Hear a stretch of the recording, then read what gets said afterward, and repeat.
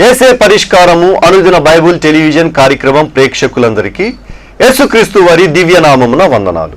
ప్రభువునందు ప్రియ దేవుని బిడ్డలారా, నేటి దినము పాస్టర్ కె శ్యామ్ సాగర్ గారి ద్వారా ఎస్తేరు గ్రంథములోని శ్రేష్టమైన భాగాలను ధ్యానం చేసుకుందాము. మీరందరూ బైబుల్తోనూ నోట్బుక్తోనూ సిద్ధపడి ఉండండి. యేసే పరిష్కారము సువార్త కూడికలకు విచ్చేస్తున్న గ్రామస్తులందరికీ మేము ప్రత్యేకమైన ధన్యవాదాలు తెలియచేసుకుంటూ ఉన్నాము. అలాగే ఈ సువార్త కూడికల్లో మాకు సహకరిస్తున్న వారికి కూడా మేము ప్రత్యేకమైన ధన్యవాదాలు తెలియచేసుకుంటూ ఉన్నామండి. యేసే పరిష్కారము గ్రామ కూడికలు ఈ నెల 14, 15 తేదీలందు వేగివాడలో, 16, 17 తేదీలందు తడికలపూడి మరియు ముండూరు గ్రామాల్లో ఏర్పాటు చేశామండి. సాయంత్రం 7 గంటలకు ప్రారంభమయ్యే సువార్త కూడికలకు ప్రసంగికులు పాస్టర్ కె శ్యామ్ సాగర్ గారు. 7 గంటలకు ప్రారంభమై 9 గంటలకు ఈ సువార్త కూడికలు ముగుస్తాయి. కాబట్టి సమయాన్ని పాటించి రావాల్సిందిగా మిమ్మల్ని అందరినీ ప్రేమపూర్వకంగా ఆహ్వానిస్తూ ఉన్నాము. మీరందరూ సిద్ధపడి ఉంటే పాస్టర్ కె శ్యామ్ సాగర్ గారు ప్రార్థన చేసి ఈ దినపు వాక్య పరిచర్య చేస్తారు. ప్రభువునందు ప్రియమైన దేవుని బిడ్డలారా, ఈ రాత్రి కాలం యేసే పరిష్కారం గ్రామ కూడికలను గురించి మీ ముందుంచుతున్నాను. రాత్రి జోగన్నపాలెంలోను మరియు ఈ రాత్రి జోగన్నపాలెంలో రెండవ రాత్రి కాలపు గ్రామ కూడిక ఘనంగా జరిగింది. రేపు ఎల్లుండి వేగివాడ గ్రామంలో యేసే పరిష్కారం గ్రామ కూడిక ఉంటుంది. శుక్ర శనివారములు తడికలపూడి గ్రామంలోను మరియు ముండూరు గ్రామంలోను 4 ఇవాంజలికల్ టీమ్స్ ఈ 2 మీటింగ్స్ని ఆర్గనైజ్ చేస్తున్నాయి యేసే పరిష్కారంలో. కనుక జ్ఞాపకం ఉంచుకొని మన ప్రభు పేరిట నేను మనవి చేస్తున్నా. ప్రార్థన చేసుకుందాం. మమ్మలను మిక్కిలిగా ప్రేమించిన మా ప్రియ పరలోకపు తండ్రి, మీ పరిశుద్ధ గణనామమునకు స్తోత్రాలు చెల్లిస్తున్నాం. ఈ రాత్రి కాలం ఎస్తేరు గ్రంథములోని కొన్ని వాక్య భాగాలు మేము ధ్యానించబోతున్నాం. మీ కృపలో మమ్మను జ్ఞాపకం చేసుకొనమని వేడుకుంటున్నాం. ఎపిసోడ్ స్పాన్సర్స్ను అనుగ్రహించమని వేడుకుంటున్నాం. యేసే పరిష్కారముకున్న తీవ్రమైన ఆర్థిక అవసరతలు సకాలంలో మీ చిత్తానుకూలంగా మాకు అమర్చమని అంగీకరించి పంపించమని ప్రార్థిస్తున్నాం. వాక్యం వింటున్న బిడ్డలను దీవించండి. వీరిలో అనారోగ్యముతో ఉన్న బిడ్డలను మీరు ముట్టి బాగు చేయండి. ఆర్థిక ఇబ్బందులు పడుతున్న వారికి మీ కృప చూపించండి. ఘనత మహిమ ప్రభావాలు మీరు పొందండి. నజరేయుడైన యేసు ప్రభు పేరిట ప్రార్థిస్తున్నాము తండ్రి, ఆమేన్. ప్రభువునందు ప్రియమైన దేవుని బిడ్డలారా, బెరాకా క్రిస్టియన్ లైబ్రరీ కొరకు చాలామంది స్పందించి పాత క్రైస్తవ పుస్తకాలు పంపిస్తున్నందుకు నేను వారికి ధన్యవాదాలు తెలియజేస్తున్నాను. ఎక్కువ మాసపత్రికలు పంపిస్తున్నారు. ఇంచుమించుగా 500 మాసపత్రికల వరకు పాత మాసపత్రికలు మా కార్యాలయానికి ఇప్పటికీ చేరాయి. ఇంచుమించుగా 1500 పుస్తకాలకు సంబంధించిన ప్రామిస్ మనకు వచ్చింది. ఏప్రిల్ మాసంలో బెరాకా క్రిస్టియన్ లైబ్రరీ ప్రారంభిస్తున్నాం. 5000 పుస్తకాలైనా ప్రారంభంలో ఉండాలని మేము ఆశపడుతున్నాం. చాలా కుటుంబాలలో పాత క్రైస్తవ వాంగ్మయం నిరుపయోగంగా పడి ఉంటుంది. దానిని ఈ లైబ్రరీలో మీరు ఉంచడం ద్వారా వేల మంది చదువుకునేటట్లుగా మేము శ్రద్ధ తీసుకోబోతున్నాం. ఒక స్థలానికి వచ్చి చదువుకోవటానికి పాఠకులకు అవకాశం ఉంటుంది. అలాగే లెండింగ్ లైబ్రరీ కూడా మెయింటైన్ చేయటానికి మేము ఆశ కలిగి ఉన్నాం. సహోదరులు, లైబ్రరీకి రాలేని స్త్రీలు కానీ, పెద్దలు, రిటైర్డ్ పీపుల్ కానీ, పుస్తకాలు చదువుకోవాలి ఆసక్తి ఉన్న వాళ్ళ కొరకు 1-2 యవనస్తులకు సైకిల్స్ ఇచ్చి లెండింగ్ లైబ్రరీ ప్రారంభించడం కూడా ఇందులో ఒక భాగంగా ఉంది. కావున మీ గృహంలో ఈ దినమే మీ ఇంటిలో ఒకసారి ఆలోచించండి. ఇప్పుడు వింటున్న మీరు ఒకసారి ఆలోచించి మీ గృహంలో నిరుపయోగంగా ఉన్నటువంటి క్రైస్తవ వాంగ్మయం దయచేసి మాకు అందచేయమని లేదు మీరు టెలిఫోన్ చేస్తే మా సోదరులు వచ్చి మీ యొద్ద ఆ బుక్స్ కలెక్ట్ చేసుకుంటారు. కొన్ని గృహాల్లో పర్సనల్ లైబ్రరీస్ ఉన్నాయి. వాటిలో చాలా శాతం ఇంగ్లీష్ బుక్స్ ఉన్నాయి. వాటిని నిరుపయోగంగానే ఉంచుతున్నారు. చాలా కాలంగా నేను గమనించాను. నిరుపయోగంగా ఉన్న ప్రతి పుస్తకాన్ని మాకిస్తే ఉపయోగకరంగా ప్రజల కొరకు దానిని మార్చగలుగుతాం. కాబట్టి సహకరించమని నేను మనవి చేస్తున్నాను. పరిశుద్ధ లేఖన భాగములో ఎస్తేరు గ్రంథం మొదటి అధ్యాయం, ఎస్తేరు గ్రంథం మొదటి అధ్యాయం 8వ వచనము నుండి ధ్యానం చేద్దాం, చదువుకుందాం. ఆ విందు పానము ఆజ్ఞానుసారముగా జరుగుతున్న బట్టి ఎవరును బలవంతము చేయలేదు. ఎవడు కోరుకున్నట్టుగా వానికి పెట్టవలెనని తన కోట పనివారికి రాజు ఆజ్ఞ ఇచ్చి ఉండెను. 8వ వచనం. మాదియా పారసీక దేశాలలో అతి ఉన్నతమైనటువంటి స్థానం ఈ అహష్వేరోషు రాజునది. అహష్వేరోషు జగ్జర్స్ ద గ్రేట్గా పిలువబడ్డాడు. ఈ యొక్క ప్రముఖమైనటువంటి చక్రవర్తి బహు కోపిష్టివాడు, చాలా కేపబిలిటీస్ ఉన్నటువంటి వ్యక్తి. ఇతడు ఏది చెబితే ఆ సంస్థానంలో అది జరిగేది. అటువంటి బలమైనటువంటి చక్రవర్తి. అయితే ఈ భోజనము పానము విషయంలో ఈ 7 దినాలలో ఒక ప్రత్యేకమైన రిలాక్సేషన్ ఇవ్వటం జరిగింది. అహష్వేరోషు రాజు సలామీయులపై యుద్ధానికి వెళ్ళి వచ్చాడు, విజయాన్ని పొందాడు. అందుకనే అతడు ఈ విందును ఏర్పాటు చేశాడని చరిత్ర జ్ఞాపకం చేస్తోంది. విజయోత్సవంతో వచ్చాడు కనుక దేశంలో ఉన్నటువంటి వారందరూ కూడా అప్పటికే అమలులో ఉన్నటువంటి ఇష్టం వచ్చినట్టు త్రాగేటువంటి ఆ ప్రక్రియను, ఆ శాసనాన్ని ప్రక్కకుంచి రిలాక్స్ చేసి ఒక 7 దినములు ఎవరికి ఇష్టం వచ్చినట్లు వాళ్ళు తినచ్చు, త్రాగొచ్చు.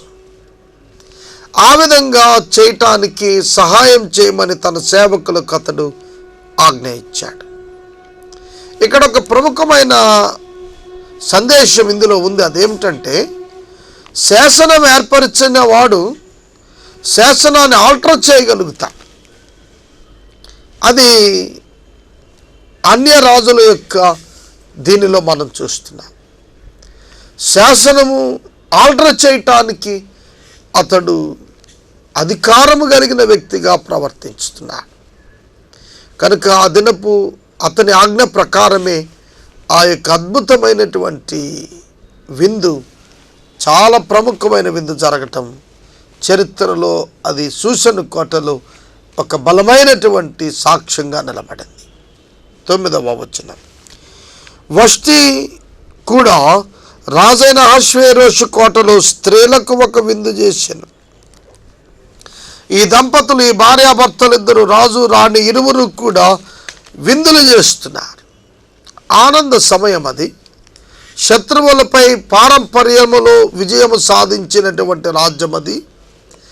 ఒక ప్రక్కన పురుషులు తిని త్రాగేటట్లుగా రాజు విందిస్తుంటే, మరి ఒక ప్రక్కన రాణిగారు కూడా గొప్ప విందు చేశారు. విందు సమయంలో వీరు మద్యం తీసుకోవటం ప్రారంభించారు. చాలా జాగ్రత్తగా వినాలి మీరు ఇక్కడ. విందు మద్యానికి ఒక ద్వారం తెరిచినట్లయింది. ఆ మద్యం తాగినప్పుడు అతను తీసుకునేటువంటి నిర్ణయాలు విచక్షణారహితంగా వచ్చాయి. దాని నుంచి తప్పించుకోవటానికి మద్యం యొక్క మత్తు దిగిన తరువాత సాధ్యం కాదు.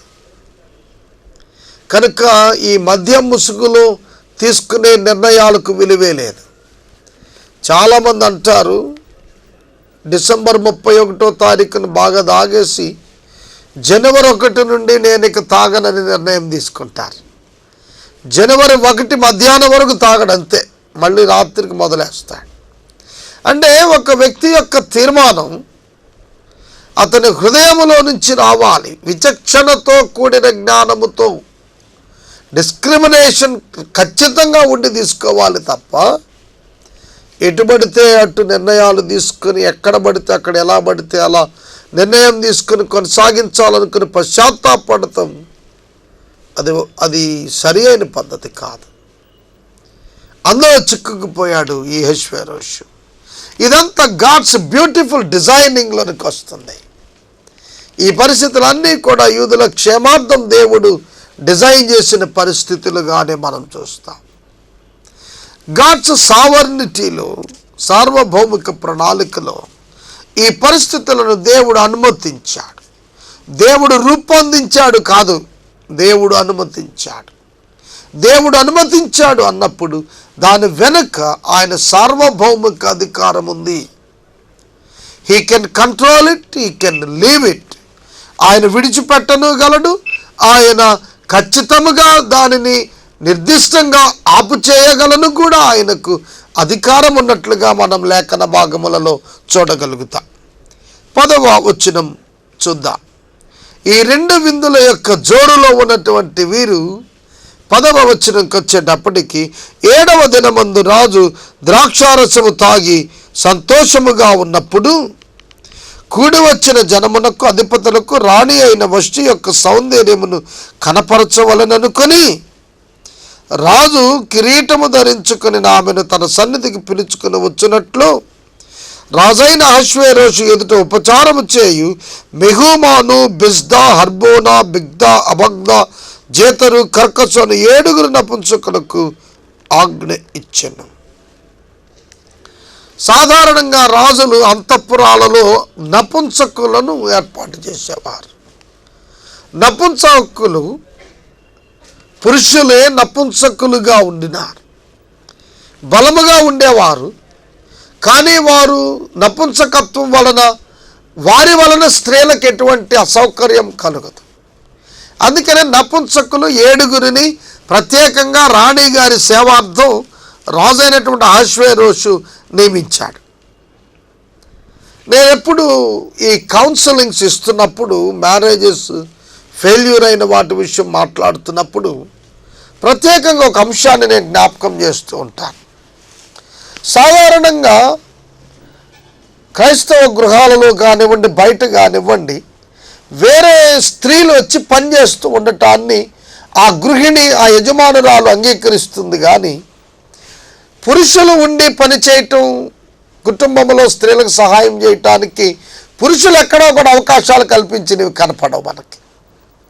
కనుక ఈరోజే కాదు, ఆ రోజే కాదు, అంతకు ముందు చరిత్రే కాదు తీసుకుంటే వివాహ సంబంధమైనటువంటి విషయాల్లో, నమ్మకత్వం విషయంలోనూ, జాగ్రత్తల విషయములలోనూ కూడా అదే పరిస్థితులు కొనసాగుతూ వస్తున్నట్లుగా మనం చూడగలుగుతాం. ప్రియమైన దేవుని బిడ్డలారా, వివాహంలో నమ్మకత్వం ప్రధానమైనటువంటిది తప్ప ఔటర్ కండిషన్స్, బాహ్య ప్రపంచంలో ఉండే పరిస్థితులను బట్టి వివాహంలో ఎన్నడూ మార్పులు రావటానికి వీల్లేదు. ఇక్కడ నపుంసకులను ఆపరేట్ చేస్తూ వచ్చాడు. 7 నపుంసకులకు ఆజ్ఞాపించాడు. ఆమె సౌందర్యవతి అని వ్రాశాడు. వష్టి చాలా అందగత్తె. ఆమె తలపై కిరీటం ధరించుకొని పట్టపు రాణిగా ఆమె వస్త్రాలను ధరించుకొని తాను వచ్చి ప్రజలందరి ఎదుట కనబడితే, నిలబడితే ఏమవుతుంది? ఆమె అందమును చూచి రాజుగారి యొక్క భార్య ఎంతో బాగుంది అని అంటే సంబరపడదామనేటువంటి ఆలోచన, ఎటువంటి ఆలోచన అది? బిబ్లికల్గా, అన్బిబ్లికల్గా మీరు థింక్ చేసి చూసుకోండి, మీకే ఆ వ్యత్యాసం తెలుస్తుంది. ఒక పాస్టర్ గారు వచ్చి చెప్పాల్సిన పని లేదు మీకు ఈ ఆలోచన ఎటువంటిదో. ఆ విధమైనటువంటి ఏర్పాటు కొరకు అతడు ఆజ్ఞాపించినప్పుడు రాణి అయిన వష్టి నపుంసకుల చేత ఇయ్యబడిన రాజు ఆజ్ఞ ప్రకారం వచ్చుటకు ఒప్పుకొని పోగా రాజు మిగుల కోపించెను. ఇది ప్యాగన్ కల్చర్లో యాక్సెప్టబుల్గా ఉంది. ఆ దినాన అన్య ఆచారాలలో అది అంగీకారంగా ఆ దినాన వారు భావించారు. ప్రియమైన దేవుని బిడ్డలారా, అది ఆమెకు నచ్చలేదు, ఆమె ఒప్పుకొనలేదు. రాజు యొక్క ఆజ్ఞకు ఆమె లోబడలేదు. అందుకే రాజుకు కోపం వచ్చింది. ఆ పరిస్థితులన్నీ కూడా భవిష్యత్తు జ్ఞానంలో దేవుడు ఎరిగినవాడు గనుక ఎస్తేరు చేత ఇజ్రాయేలులను లేదా యూదులను రక్షించటానికి ఆయనకు ఒక ప్రణాళిక ఉంది కనుక ఈ పరిస్థితులను దేవుడు నడిపిస్తూ తీసుకొచ్చాడు. నీ జీవితంలో ఎదురయ్యేటువంటి అనేక పరిస్థితులు దేవుని చిత్తమును సంపూర్ణముగా నెరవేర్చడం కొరకు దేవుడు అనుమతించినటువంటివిగా మనం గుర్తించినప్పుడు ఎన్నడూ కూడా మనం భయపడము. వాటి పర్యవసానములను ఆనందంగా స్వీకరించగలుగుతాము. ఒక స్టేట్ లీడర్స్ కాన్ఫరెన్స్లో నేను కూర్చున్నాను. మాట్లాడుతున్నారు పెద్ద పెద్దవారు. వారు మాట్లాడుతూ ఈ మధ్య మినిస్ట్రీస్ చాలా ఫైనాన్షియల్ క్రైసిస్లో ఉంటున్నాయి అన్నారు. చూడండి, ఫైనాన్షియల్ క్రైసిస్ మినిస్ట్రీలో గాడ్స్ ఇటర్నల్ ప్లాన్లో ఒక ప్రత్యేక భాగమే తప్ప వైఫల్యం కాదు. నా మాట అర్థమైందండి? దేవుని యొక్క అద్భుత ప్రణాళికలో ఇది వైఫల్యం కాదు, అది ప్రణాళికలో భాగమే. దేవుడు ఎన్నడూ పరిచర్యలను విడిచి నష్టాలలో నెట్టివేసేవాడు కాడు. కుటుంబం ఆర్థికంగా ఇబ్బందులు పడుతున్నప్పుడు భార్యాభర్త కూర్చొని అనుకుంటారు మనం చాలా కష్టాల్లో కూరుకుపోయామని. కానే కాదు, ఆ కష్టాల కొలిమిలో నుంచి దేవుడు నిన్ను పైకి తీసుకొని రావటానికి అదొక ఎక్స్పీరియన్స్గా, ఒక మెజర్మెంట్గా నీ పక్షంగా దేవుడు వాడుకోగలుగుతాడు. నీ ఆలోచనలలో సరళలో మార్పు వచ్చేటట్టుగా దేవుడు చేయగలుగుతాడు. చూడండి, మనము గొడుగు కిందకి ఎప్పుడు చేరుతామంటారు? వర్షం పడినప్పుడు లేదా ఎండ ఎక్కువైనప్పుడే కదా. ఈ రెండు సంభవాలు దేవుడు ఏర్పాటు చేసినప్పుడే కదా నీవు గొడుగు కిందకు వచ్చేది. ఎస్తేరు రాణిగా రావాలి అంటే ఏం జరగాలి? అక్కడ పరిస్థితులు ఆ విధంగా ఉంటాయని దేవుడు ఎరిగినటువంటి వాడుగా ఎస్తేరును అక్కడకు రాణిగా తీసుకుని రావటానికి ప్రణాళికలో భాగమైంది. 13వ వచనం, విధిని రాజ్య ధర్మమును ఎరిగిన వారందరి చేత రాజు ప్రతి సంగతి పరిష్కరించుకునేవాడు. ఈ మాట అండర్లైన్ చేసుకోండి. పరిష్కారం అనే పదం ఇక్కడ కనిపిస్తోంది. పరిష్కారం అనే పదం బైబిల్లో చాలా చోట్ల. ఈ యొక్క మాట చూస్తే మీరు రాజు తన సమస్యలకు పరిష్కారాన్ని కొరకు విధిని రాజ్య ధర్మమును ఎరిగిన వారు చేత పరిష్కారం చేయించుకునేవాడు. విధిని ఎరిగిన వాడు, రాజు యొక్క ధర్మం ఎరిగినటువంటి వాడు, నేషనల్ కాన్స్టిట్యూషన్ తెలిసిన వారు, డివైన్ కాన్స్టిట్యూషన్ తెలిసిన వారు, ఈ రెండింటిని గురించిన పరిపూర్ణ అవగాహన ఉన్న వారినే రాజు కౌన్సిలింగ్ కొరకు అనుమతించుకునేవాడు. ఇది అతని సక్సెస్కి ఒక కారణంగా నేను భావిస్తున్నాను. మీ సమస్యలు ఉన్నప్పుడు మీరు ఎట్లాంటి కౌన్సిలింగ్ తీసుకుంటున్నారండి? మీరు ఎటువంటి వారి యొద్దకు వెళ్ళి సమస్యలకు పరిష్కారం ఆలోచిస్తున్నారు? మా కార్యాలయంలో ప్రతిదినము కూడా కొద్దిమంది సహోదరులు నిరుద్యోగులు, కష్టాల్లో ఉన్నవారు వారి సమస్యలను చెప్పుకోటానికి వస్తారు. మేము వాటిని వినటానికి ఆసక్తి చూపిస్తాం, కుతూహలం చూపిస్తాం, ప్రోత్సాహం ఇస్తాం కనుక వారు మా కార్యాలయానికి వస్తూ ఉంటారు. కొంతమంది టెలిఫోన్స్ ద్వారానే కౌన్సిలింగ్ కొరకు మమ్మల్ని ఆశ్రయిస్తున్నప్పుడు మేము అనుకుంటూ ఉంటాం, నిజమే, ఇది ఎంత గొప్ప పరిచర్య. సమస్యలకు పరిష్కారం సూచించేటువంటి మార్గం, బయటకు వచ్చే మార్గం సూచించేటువంటి పరిచర్య ఎంత గొప్పదంటారు. దీనిలో రెండు కావాలి. ఒకటి వ్యవహారిక సంబంధమైనటువంటి జ్ఞానం కావాలి, రెండు దైవ సంబంధమైన జ్ఞానం కావాలి. ఈ రెండింటిని కొరిలేట్ చేసి దైవ చిత్తం ప్రకారం నడవటానికి సహకార మార్గం తెలియచేసేటువంటి జ్ఞానం కలిగిన వారి యొద్ద మనం మన యొక్క సమస్యలకు పరిష్కారాలు తెలుసుకోవాలి. దేవుని యొక్క లేఖనం ఎట్లా ప్రజెంట్ కండిషన్కు అప్లై చేయొచ్చు తెలిసిన వారు మంచి కౌన్సిలర్స్గా ఉండగలుగుతారు. కోపంతో, ఇరిటేషన్తో, విసుగుతో సమస్యలకు ఎవరు పరిష్కారం తేలేరు. ఉట్టి మానవ జ్ఞానంతో సంపూర్ణ పరిష్కారం సమస్యలకు రాదు. దైవిక జ్ఞానం ఒక్కటే ఉండి లోకపరమైన అంశాలను అప్లై చేయటం రాకపోతే పరిష్కారం రాదు. అందుకనే అందరూ కౌన్సిలర్స్గా పనిచేయలేరు. నేను మున్సిపల్ కౌన్సిలర్స్ గురించి మాట్లాడటం లేదు,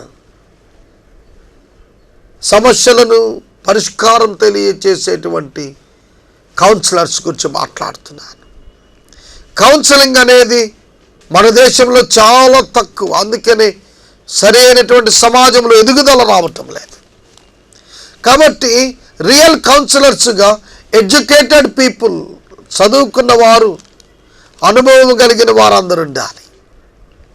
ఉపాధ్యాయ వృత్తిలో రిటైర్ అయిపోయినటువంటి వారు బహుజ్ఞానం గలవారు మరియు అనుభవం కలిగిన వారు, ఎన్నో పరిస్థితులను చూసిన వారు ఎక్కువగా ఈ కౌన్సిలింగ్ను కనుక ఆర్గనైజ్ చేయగలిగితే, ఒక కమిటీగా, ఒక కౌన్సిల్లో ఒక మెంబర్స్గా డిఫరెంట్ డిపార్ట్మెంట్స్లో పనిచేసిన అనుభవం కలిగిన వారు వారి సమాలోచనలన్నింటినీ ఒక చోట పెట్టగలిగి సమస్యలకు పరిష్కారం ఇవ్వటానికి స్వచ్ఛందంగా ముందుకొస్తే ఖచ్చితంగా వారు సమాజంలో సమస్యల నుంచి ప్రజలకు విడుదల కలిగించగలుగుతారు.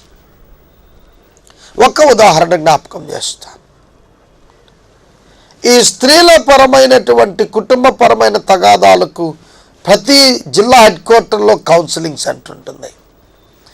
దానిలో డిఫరెంట్ డిపార్ట్మెంట్స్ హెడ్స్, అనుభవజ్ఞులు, జ్ఞానవంతులు కూర్చొని కౌన్సిల్ చేసి ప్రేమతో వారిని తిరిగి తమ జీవితాలు కట్టుకోవటానికి చక్కటి సూచనలు, సలహాలు ఇచ్చే సంప్రదింపు కేంద్రంగా ఏర్పాటు ఉంటుంది.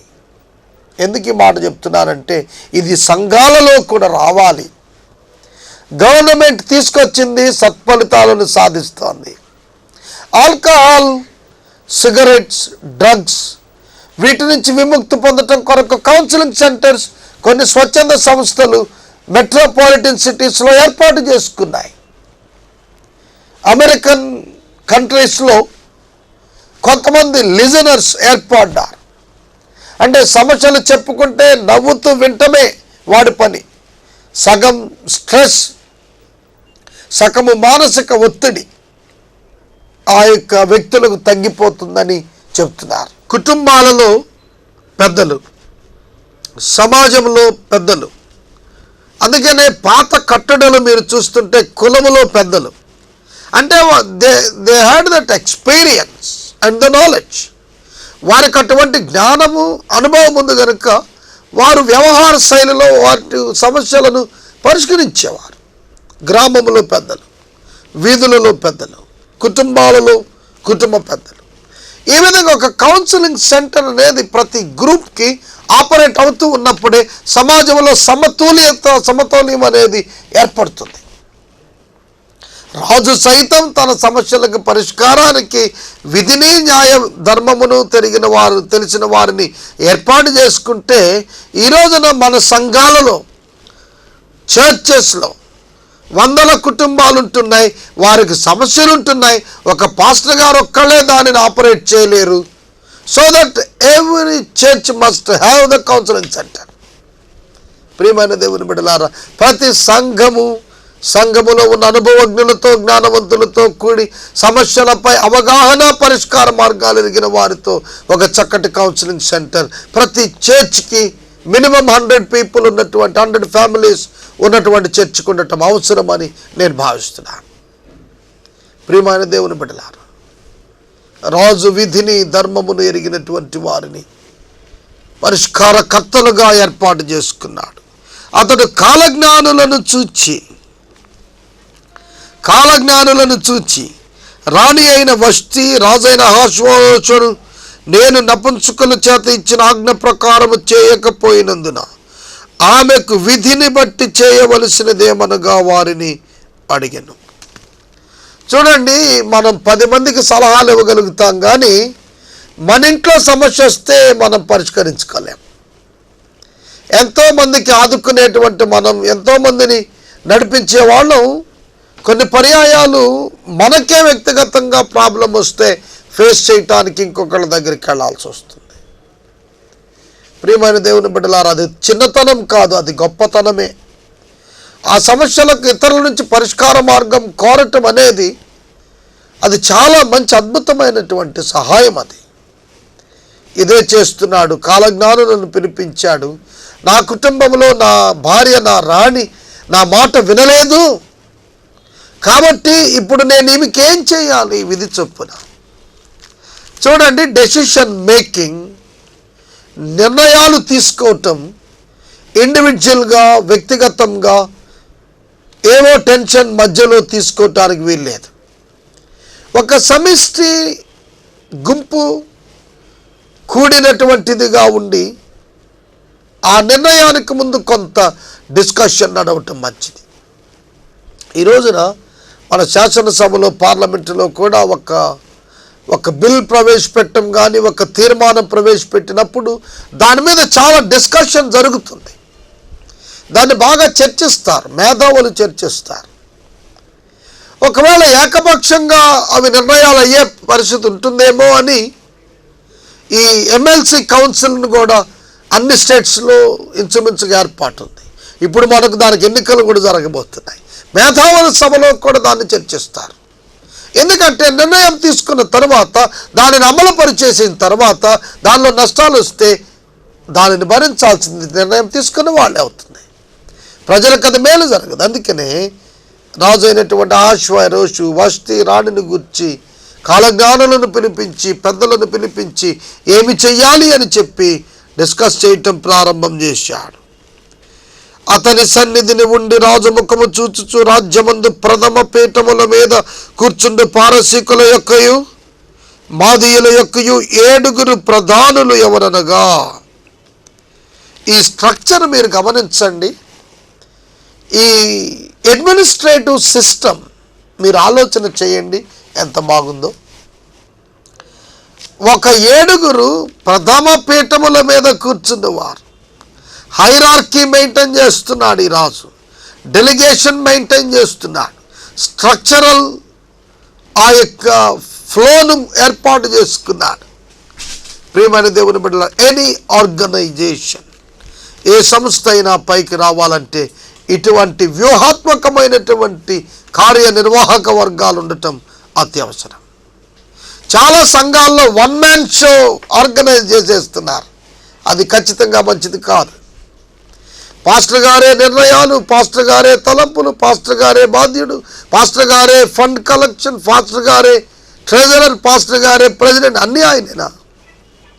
సంఘాలలో చాలా విస్తృతమైన పరిచర్యలు వృద్ధి చెందటం కొరకు ఒక విస్ఫోటనాత్మకమైనటువంటి రివల్యూషనరీ చేంజెస్ ఈ దినాల్లో రావాల్సిన అవసరం ఉంది. రూపాంతరం రావాల్సిన పని ఉంది. ట్రాన్స్ఫర్మేషన్ అండ్ రిఫర్మేషన్ రావాలి పరిస్థితుల మధ్యలో. అప్పుడు క్రైస్తవ సంఘాలు పటిష్టంగా, జ్ఞానయుక్తంగా సమాజానికి క్రీస్తును చూపించేవిగా ఎదగగలుగుతాయి. దేవుడు అందుకే ఇవన్నీ రాయించాడండి. చూసి నేర్చుకోండి, బుద్ధి తెచ్చుకోండి. ఎట్లా ఎంత కన్స్ట్రక్టివ్గా అన్యులు నిర్మాణం చేసుకుంటున్నారో బైబిల్లో రాయించాడు. కనుక ప్రతి సంఘం ఖచ్చితమైనటువంటి కాన్స్టిట్యూషనల్ మెథడ్లో స్ట్రక్చరల్గా తయారవ్వలసినటువంటి అవసరం ఉంది. ప్రియమైన దేవుని బిడ్డలారా, వాక్యం ఎరిగినటువంటి, వాక్యమును నమ్మినటువంటి వ్యక్తుల చేత, సమూహం చేత ఒక పర్ఫెక్ట్ కండిషన్ ఏర్పాటు చేసుకోవాలి. ఒక ఖచ్చితమైనటువంటి స్ట్రక్చర్ను ప్రతి చర్చి కలిగి ఉండాలి. ఒక వ్యవస్థను సిద్ధపరచుకోవాలని ప్రభు పేట నేను జ్ఞాపకం చేస్తున్నా. వాక్య ధ్యానానికి సమయం ఇక్కడ పూర్తయింది. ఈ 7 మాదీ పారసీకుల యొక్క పెద్దలను పేర్లను రేపటి వాక్య ధ్యానంలో మనం ధ్యానం చేసుకుందాం. ఏసే పరిష్కారం ఎస్తేరు ఈ వాక్య వచ్చిన ధ్యానాలకు ఎపిసోడ్ స్పాన్సర్స్ కావాలి. మీ కుటుంబ పక్షముగా దేవుడు మీకు చేసిన మేలుల పక్షంగా ఒక ఎపిసోడ్ నిర్వహించడానికి దయచేసి ముందుకు రండి. గ్రామ కూడికలతో పాటు వీధి కూడికలు ఏలూరు నగరంలో ఏర్పాటు చేయబోతున్నాం సైమల్టేనియస్గా. ఎందుకంటే చీమ వర్షాకాలంలో పనిచేయదు, వేసవి కాలంలో ఆహారం సమకూర్చుకుంటుంది. అలానే ఈ వేసవి కాలాన్ని సద్వినియోగం చేసుకోవటం కొరకు మేము ఈ కూడికలను ఏర్పాటు చేసుకుంటున్నాం.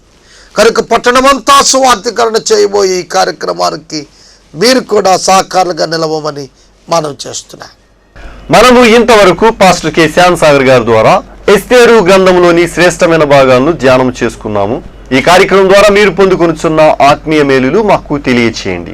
మీ ప్రార్థన అవసరతను మాకు తెలియచేస్తే సోమవారం నుండి శనివారం వరకు మా కార్యాలయంలో ఏర్పాటు చేసిన 6 గంటల ప్రార్థనా శిబిరమును మీ కొరకు ప్రత్యేకంగా ప్రార్థిస్తాము. మీ కుటుంబ పక్షముగా ఒకే ఎపిసోడ్ ప్రసారం చేయాలనుకునేవారు మాకు తెలియచేయండి. అలాగే ఈ కార్యక్రమానికి ప్రతి నెల 100 రూపాయలు కానీ 50 రూపాయలు కానీ 25 రూపాయలు కానీ ఆర్థిక సహకారం అందించాలనుకునేవారు మాకు తెలియచేస్తే మా సిబ్బంది మీ గృహాలను దర్శిస్తారు. ఏసే పరిష్కారము సువార్త కూడికలు ఈ నెల 14, 15 తేదీలందు వేగివాడలో, 16, 17 తేదీలందు తరికెలపూడి మరియు ముండూరు గ్రామాల్లో ఏర్పాటు చేశామండి. సాయంత్రం 7 గంటలకు ప్రారంభమయ్యే సువార్త కూడికలకు ప్రసంగికులు పాస్టర్ కె శ్యామ్ సాగర్ గారు సమయాన్ని పాటించి రావాల్సిందిగా మిమ్మల్ని అందరినీ ప్రేమపూర్వకంగా ఆహ్వానిస్తూ ఉన్నాము. ముగింపు ప్రార్థన ఆశీర్వాదాలతో ఈ కార్యక్రమాన్ని ముగించుకుందాం. ప్రార్థన చేసుకుందాం. దయచేసి తలలో వంచండి, ప్రార్థనలో ఏకీభవించండి. మమ్మల్ని మిక్కిలిగా ప్రేమించిన మా ప్రియ పరలోకపు తండ్రి, మీ పరిశుద్ధ గణనామమునకు స్తోత్రం. వాక్యము విన్న మా ప్రియమైనటువంటి బిడ్డలను మీరు దీవించండి, ఆశీర్వదించండి. సంఘాలలో కొన్ని సమస్యలను నివారణ చేసుకోవటానికి జ్ఞానులను లేవనెత్తి కాపరులకు సహకారులుగా నిలబడేటువంటి టీమ్స్ను ప్రతి చర్చిలో మీరు ఏర్పాటు చేయమని ప్రార్థన చేస్తున్నాం. ఆదిక్కుగా సంఘ సభ్యులు ఆలోచించుటకు కృప చూపమని ప్రార్థన చేస్తున్నాం. ప్రభు, ఈ రాత్రి మా పరిష్కారం ప్రేక్షకులందరినీ దీవించమని, ప్రతి ఒక్కళ్ళు ఇందులో భాగస్థుల ఈ ఉద్యమం విస్తరించుటకు కృప చేయమని యేసు దివ్యనామములు అడుగుచున్నాము తండ్రి, ఆమేన్. మన తండ్రి అయిన దేవుని ప్రేమ, కుమారుని యేసుక్రీస్తు వారి యొక్క కృప, పరిశుద్ధాత్మ దేవుని యొక్క అన్యోన్య సహవాసం సదాకాలం మనందరికీ తోడై ఉండును గాక. ఆమేన్.